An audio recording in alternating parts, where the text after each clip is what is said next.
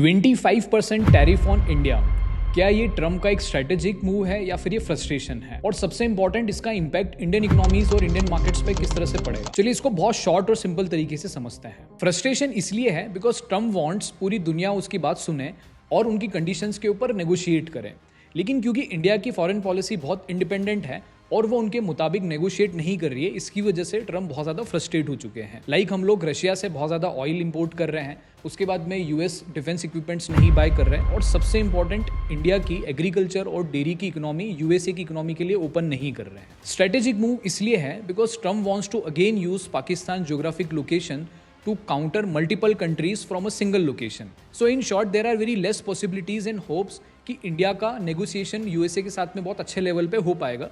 इसके दो बहुत अच्छे सॉलिड रीजंस हैं। इसका पहला रीजन ये है कि इंडिया $86 बिलियन अमेरिका को गुड्स एक्सपोर्ट करता है, जिसके ऊपर इंडिया को $41 बिलियन का सरप्लस होता है, यानी कि ये अमेरिका को डेफिसिट है।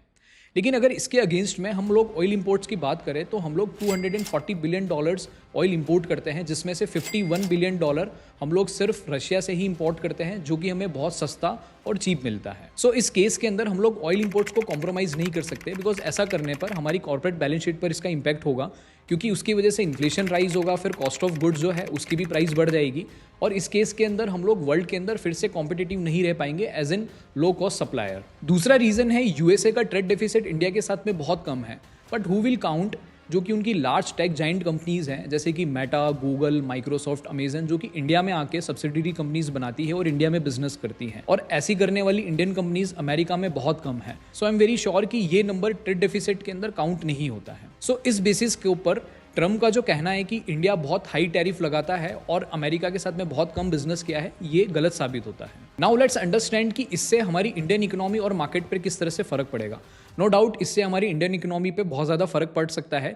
यहाँ से हमारी जीडीपी के अंदर 0.25 से लेके 0.50 का फॉल भी आ सकता है, बिकॉज टैरिफ रेट्स दूसरी छोटी कंपनीज में बहुत कम है, जैसे कि वियतनाम, श्रीलंका, बांग्लादेश, जिसकी वजह से हमारी टेक्सटाइल, जेम्स एंड ज्वेलरी जैसी बड़ी इंडस्ट्रीज़ के अंदर बहुत ज़्यादा प्रॉब्लम्स आ सकते हैं। और जब ऐसी सिचुएशन आएगी तो एफआईए इन्वेस्टर्स के लिए इंडियन इकोनॉमी फिर से इतनी लुक्रेटिव नहीं बनती है, इनको वहाँ से चैलेंजेस नज़र आते हैं, और दूसरा वैल्यूशंस भी बहुत अभी हाई है।